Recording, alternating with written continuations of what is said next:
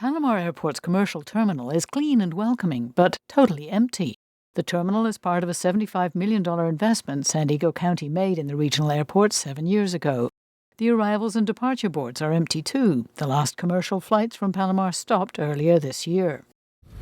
However, step behind the terminal and onto the runway and you'll see a different picture. Jets, like this one from Mexico, are flying in several times an hour. So what's going on? Well, Palomar Airport is booming with business from private jets. Companies can either keep their jets here or they can charter one. 70 jets are based here. 5 major aviation businesses based at Palomar provide hangars, refueling, and maintenance services. Private operator Premier Jet is said to have one of the nicest air terminals in the county. Larger jets are increasingly stretching the limits of the runway. Palomar Airport has seen 6,000 landings and takeoffs in the last year from aircraft that are larger than it's currently designed for. That means the FAA expects it to make upgrades to meet the growing demand for larger jets. So what happened to the commercial flights for the general public? Olivier Brackett, the manager at Palomar Airport, says there is a demand for service. When SkyWest was flying, we had 50,000 people a year using Palomar Airport, flying commercially.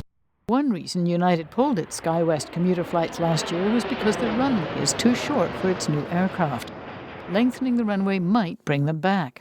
An airport advisory committee appointed by County Supervisor Bill Horn has recommended a new master plan with airport improvements costing $100 million. But that does not include the cost of extending the runway. The plan reconfigures the runway and adds safety features at each end to help stop planes from overshooting. So, if you look to the north side, those aircraft would be relocated south, and the fuel tank over there and the antennas, they would also be relocated south, and that whole area would be cleared out. So who would pay? The FAA might cover 90% of safety improvements, but much less to extend the runway. That would cost tens of millions more. And if public money were used, would the improvements benefit private corporate jets more than the general public?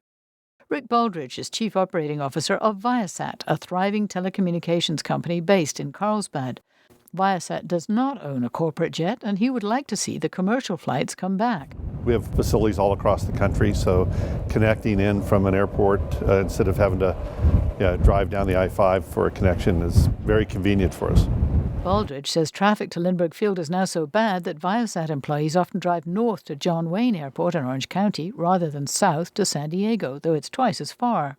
Just from an infrastructure standpoint, I think North County has been somewhat forgotten. North County residents are conflicted. Craig Correll says he'd like to fly out of Palomar Airport, but the noise from the existing air traffic over his Carlsbad home is already terrible at times. He worries that property values might be negatively affected as they have been around John Wayne Airport.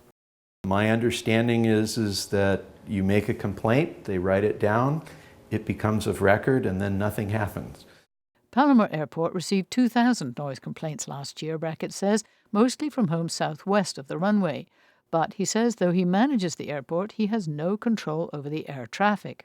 I am forbidden from restricting the airport to certain types of aircraft using it or the times of day that aircraft can land or depart. The FAA says it, quote, does not have a mechanism to prevent an aircraft larger than the design aircraft from using an airport, provided it can land and take off safely. Amanda Rigby, a city councilwoman from the neighbouring city of Vista, says her constituents started to complain 3 years ago of larger jets flying into Palomar so low they cast a shadow over their backyards and caused china to rattle in the cupboards. The FAA says its inspectors have not witnessed any planes flying lower than regulations allow around Palomar. When the FAA says you can't possibly know there's an aircraft, if there is, it's so high above you you'd never see it or hear it, if we're experiencing that much noise and rattling windows and things falling off shelves, those aircraft are over our homes and they are low and they are bigger than the weekend aircraft.